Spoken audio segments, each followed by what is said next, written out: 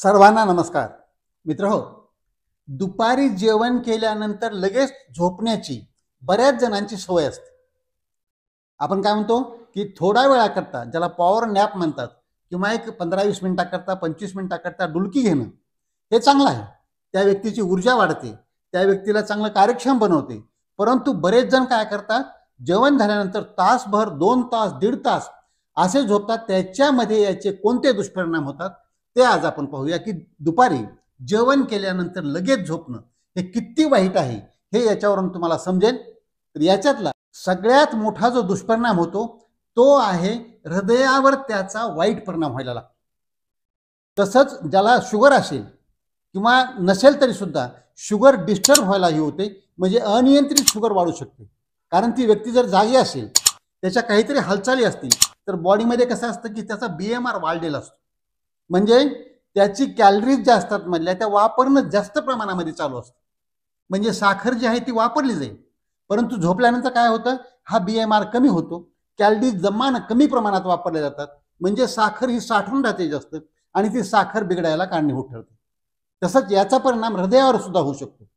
आणि हृदयाची जी ॲक्टिव्हिटी असते जागा असतानाची, ही ॲक्टिव्हिटी झोपल्यानंतर ती थोडीशी संतस होते, स्लो होते. आपण जेव्हा रात्रीच्या वेळेला झोप म्हणतो, ही झोप कशी असते, ती मनाला आणि शरीराला झीज भरून काढण्याकरताची चांगली झोप असते. आणि ते कसं करतो आपण, संध्याकाळी जेवण केल्यानंतर 1 तास, 2 तास, 3 तासानं नंतर झोपत असतो आपण. आता इथं कसं होतंय की दुपारी जेवण केलं, हातावर पाणी पडल्याबरोबर लोक झोपतात. आणि हे झोपलं की मग काय होतं की ते जे कॅलरीज आहेत त्याचं पचन पण चांगल्या प्रकारे होत नाही. आणि ह्या कॅलरीजचा वापर चांगल्या प्रकारे होत नाही, म्हणून याचे दुष्परिणाम होतात. तसंच याच्यामुळं काय होतं की मानसिकता म्हणजे अँझायटी आणि डिप्रेशन, ताणतणाव वाढतात. कारण कसं असतं की जागा असल्यानंतर तुम्ही परिस्थितीला जे तोंड देत असता त्याच्याऐवजी तुम्ही जरा थोडंसं झोपलं की शांत राहता. आणि त्याच्यामुळं काय होतं की उठल्यानंतर पुन्हा तुम्हाला वेळ गेलेला असतो बराच, आणि त्यामुळं कामाची राहिलेली स्पीड असेल किंवा कोणती पेंडिंग कामं असतील त्याच्या विषयीचं किंवा काही प्लॅनिंग असेल, नियोजन असेल, कुठले कामं असतील, तर ते उठल्यानंतर मग गडबड होते. आणि त्यामुळं काय होतं, ताणतणाव वाढतो, अँझायटी वाढते. तसंच बऱ्याच वेळेला डिप्रेशनमध्ये ती व्यक्ती जायला लागते. म्हणजे वारंवार जर दुपारी जेवल्यानंतर झोपण्याची सोय असेल तर डिप्रेशन वाढण्याची पण भीती असते. तसंच आत्ता आपण जे सांगितलं की कॅलरीज जास्त वापरल्या जात नाही, म्हणजे कॅलरीज शिल्लक राहिल्या की त्याचं रूपांतर कशात होणार, चरबीमध्ये होणार. मग चरबीमध्ये रूपांतर होणार की म्हणजे त्या व्यक्तीचं वजन वाढायला ते कारणीभूत ठरतं. म्हणून दुपारी जेवण केल्याबरोबर झोपणाऱ्यांच्या मध्ये वजन त्यांचं जास्त असतं किंवा वाढू शकतं. तसंच वजन वाढू लागलं की त्याच्यासोबत ब्लड प्रेशर म्हणजे रक्तदाब सुद्धा वाढण्याची शक्यता इथं वाढते. म्हणजे काय होतं की वजन वाढणं, रक्तदाब वाढणं, शुगर अनियंत्रित होणं, हृदयाकडे त्याचा दुष्परिणाम होणं, हे आणि मानसिकता डिस्टर्ब होणं, हे जेवण केल्यानंतर दुपारी लगेच झोपण्याचे महत्त्वाचे दुष्परिणाम आहेत. याच्यासोबतच रात्रीची झोप त्या व्यक्तीची बिघडते. कारण जर दुपारी 1.5 तास, 2 तास, 2.5 तास जर झोपलं तर संध्याकाळी पडल्याबरोबर झोप लागणारच नाही. मग ती व्यक्ती या अंगावर त्या अंगावर होत राहते आणि आम्हाला सांगतात की संध्याकाळी पडल्यावर झोपच येत नाही. तुम्ही दुपारी झोप घेतल्यानंतर शरीराला एवढी गरज राहत नाही. नंतर संध्याकाळची शरीराला गरज असेल तर झोप येईल, पण तुम्ही दुपारी झोप काढली मग संध्याकाळची झोप तुमची डिस्टर्ब होते. आणि ही झोप डिस्टर्ब झाल्यानंतर एक दुसरा दुष्परिणाम काय असतो की संध्याकाळी जो डार्क गडद अंधार असतो, त्या अंधारामध्ये जो इफेक्ट होत असतो आपल्या माइंडवर, त्या वातावरणाचा, त्याच्यामध्ये आपल्या मेंदूमध्ये एक पिनियल ग्लँड म्हणून एक ग्रंथी असते आणि त्या ग्रंथीपासून मेलॅटोनिन हा स्त्राव होत असतो. आणि हे मेलॅटोनिन हा झोप चांगली येण्याकरता खूप फायदा असतो. पण हे दिवसा झोपल्यानंतर अंधारच नाही, तर त्यावेळेला कशा प्रकारे अशी मेलॅटोनिनचा स्त्राव होणार नाही. आणि मेलॅटोनिनचा स्त्राव नाही झाला तर मग चांगल्या प्रकारची झोप किंवा जे शरीरावर चांगले परिणाम होत असतात ते परिणाम होणार नाही. म्हणून दिवसाची झोप ही चांगली नाही, तिचे दुष्परिणाम जास्त होतात, फायदे कमी होतात. तसंच दुपारी जेवण करून झोपलेल्या व्यक्तीमध्ये थकवा जास्त जाणवायला लावतो, सुस्तपणा पण यायला लागतो आणि त्याची एकाग्रता कमी होत असते. त्याची एकाग्रता तर कमी होते, सुस्तपणा वाढतो, म्हणजे ॲक्टिव्हिटी जी असते करायचा उत्साह जो असतो तो पण कमी होतो. आणि त्याच्यासोबतच महत्त्वाचं दुष्परिणाम हे पचन संस्थेवर पण होत असतात. पचन संस्थेला काय होतं, अपचन होणं. तसंच काय म्हणतो आपण, पित्ताचा उठाव.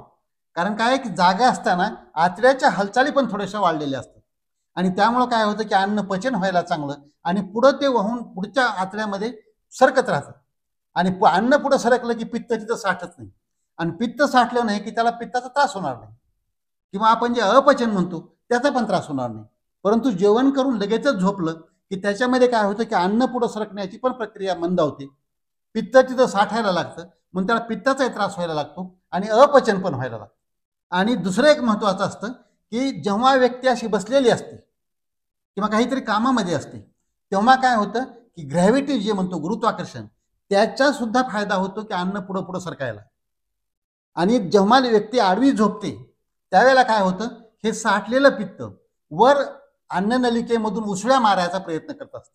म्हणजे जे आपण GORD म्हणतो हा जो रिफ्लक्स असतो वर येणारा म्हणजे तोंडामध्ये आंबट पाण्याच्या गुळण्या येऊ शकतात हे पण प्रमाण वाढतं आणि याचा हे जे ऍसिड असतं ह्या ऍसिडचा परिणाम अन्ननलिकेवर होतो, अन्नाच्या पिशवीवर तर होतोच होतो आणि अन्ननलिकेमध्ये याचा परिणाम होणं किंवा तिथं जखमा होणं किंवा तिथं अल्सर होणं हे अन्नाच्या पिशवीत अल्सर होण्यापेक्षा जास्त वाईट असतं, जास्त हे खराब असतं.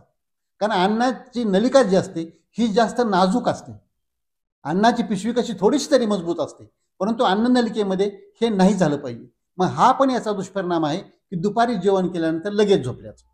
मग यासाठी काय केलं पाहिजे की दुपारी जेवण केल्यानंतरचा थोडासा आराम करायचा असेल, रेस्ट घ्यायची असेल, एक 20-25 मिनिट जास्तीत जास्त अर्धा तास तुम्ही आडवं पडलं किंवा ज्याला आपण पॉवर नॅप म्हणतो एक डुलकी घ्यायची, हे घेतलं तर त्याचे चांगले फायदे होतात, पण तेवढाच वेळ ते घेतलं पाहिजे. आणि सगळ्यात महत्त्वाचं याच्यासोबत आपलं सकाळचं जेवण, दुपारचं जेवण, संध्याकाळचं जेवण हे वेळेवर फिक्स टायमिंग केले पाहिजे. त्याच्या आसपास एक अर्धा तास मागं पुढं थोडं चालू शकतं, त्या वेळेला हे जेवण करण्याची सवय राहिली आणि संध्याकाळी झोपण्याची आणि सकाळी उठण्याची जर वेळा ठरल्या तर काय होईल की संध्याकाळी वेळेवर झोपल्यामुळं तुम्हाला चांगली झोप येईल आणि रात्रीची 7-8 तास झोप घेणं हे कितीतरी फायद्याचं आहे. दुपारची 1-1.5 तास 2 तास झोप त्याचे फायदे होत नाही.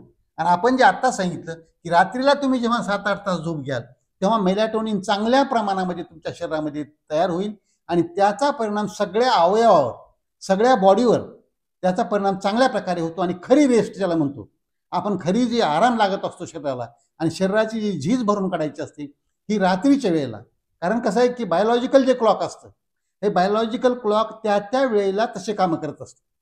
म्हणून कसं आहे की रात्र अंधार जो आहे हे जे चक्र झालेलं आहे हे संध्याकाळी आराम करण्याकरता, झोपण्याकरताच ती वेळ दिलेली आहे. आणि त्यावेळेला जे लिव्हरचं कार्य, किडनीचं जे रिपेअरचं कार्य चालत असतं किंवा हृदयाचं सुद्धा, जे दिवसभर तुमची धडपड झालेली आहे, धावपळ झालेली आहे, ते जे झीज झालेले आहे ते सगळं भरून काढण्याचं कार्य संध्याकाळच्या झोपेमध्ये होत असतं. म्हणून रात्रीच्या वेळेला 7-8 तास झोप घेणं हे अतिशय चांगलं आहे. परंतु दिवसा जेवण केल्याबरोबर लगेच झोपणं हे अतिशय घातक आहे आणि याचे परिणाम लगेच जाणवणार नाही. परंतु जर तुमची ही सवय 2 वर्ष, 4 वर्ष, 5 वर्ष, 10 वर्ष अशी राहिली तर हे सगळे जे आपण कंडिशन्स उल्लेख केल्या, तुमचं पचन बिघडणं, रक्तदाब वाढणं, वजन वाढणं, हृदयाकडे परिणाम होणं, लिव्हरकडे परिणाम होणं, हे सगळे दुष्परिणाम त्या व्यक्तीला नंतर भोगावे लागतात. म्हणून हे सगळं टाळण्याकरता आपण हा नियम पाळूया की दुपारी जेवण केल्यानंतर एक 15-20 मिनिट, अर्धा तासापर्यंत जास्तीत जास्त पॉवर नॅप घेऊया. ऊर्जा आणि आपली कार्यक्षमता चांगल्या प्रकारे ठेवूया, जास्त वेळ झोपायचं टाळूया आणि निरोगी राहून दीर्घायू होऊ. आजचा हा व्हिडिओ आवडला असेल इतरांना पाठवा, लाईक करा, कॉमेंट करा आणि डॉक्टर राम जावळे हे चॅनल जर सबस्क्राईब करायचं राहिलं असेल तर प्लीज सबस्क्राईब करायला विसरू नका. कारण आपलं आरोग्य आणि सत्यमेव जयते, सर्व नात्यांश्रेष्ठ मला हेच नाते. जय जवान, जय किसान, जय भारत, जय इंसान. चला दोस्त हो, रोगराईला हाकलून दे.